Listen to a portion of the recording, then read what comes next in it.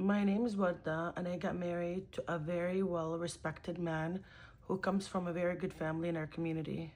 His family is very rich and they have so much land, and they threw us the best wedding ever. It was the happiest day of my life. I was so happy and he was so happy as well. He was dancing all night and it was just a dream come true. On our wedding night, we got to the hotel, we sat together, we were eating, chit-chatting a little bit, then we got hungry. He ordered room service, we had dinner, and then he said he's gonna go to shower. Got up, went to shower. I waited, then it was my turn. I took a shower, and then once I came out of the bathroom, I see him sleeping on the sofa. I thought to myself, oh, he's so sweet. He took the sofa because he didn't want me to feel uncomfortable and he didn't want to pressure me into doing anything. The next day we left for our honeymoon, and then I see that he booked a room with 2 twin beds. I didn't say anything. I kept quiet and to myself and just went on. The whole time we were there, he didn't attempt to touch me or anything, and I just stayed quiet because, hey, I didn't want him to think that I'm a bad girl. So a week later, he took me by surprise when he was like, hey, we have to leave because my mom isn't feeling well. I knew that he took a month off of work, so I was like, wait, why are we leaving now if he took a month off? But I still didn't say anything, and we just left. And once we got back, I see that his mom is completely fine and there's nothing wrong with her. So I was kind of surprised and I was like, wait, what's going on?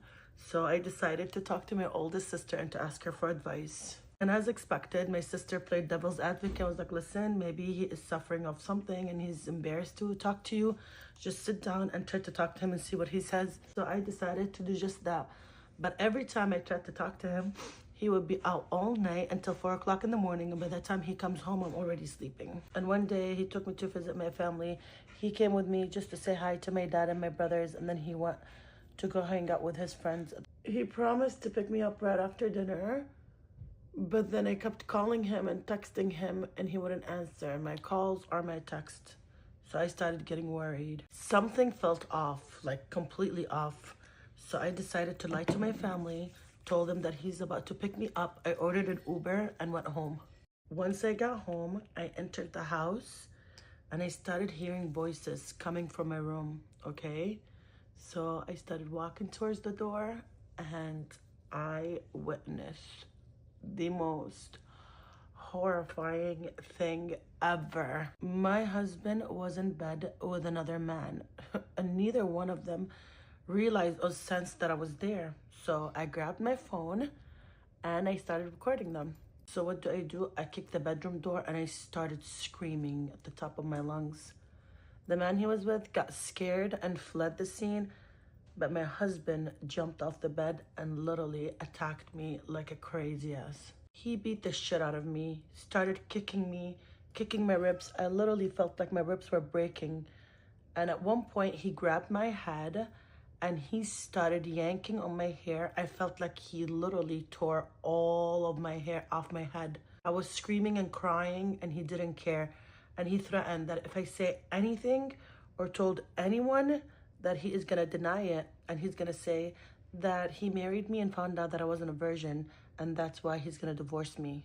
The a-hole thought that he could cheat on me, beat me, and threaten me at the same time because he thought that I didn't have anything on him and that I was scared. The next day I called my dad and he came to pick me up and he was horrified when he saw the state that I was in. I filled my dad in and he was heartbroken and horrified. He couldn't believe that his best friend's son would do such a thing and he would beat his daughter as well. We went to the hospital, I got examined, and we requested a report for all the injuries that I was suffering. My father called my father-in-law at the time and asked to meet with him. They met and the father disowned his son after beating the life out of him. Now I'm divorced and I received all my rights. So girls, be careful if you find yourself in such case. Always have proof and don't do anything that you might regret. Moral of the story here is that I look like a glazed donut. No, just kidding. People, don't judge others based on their money or their reputation at all times because you never know.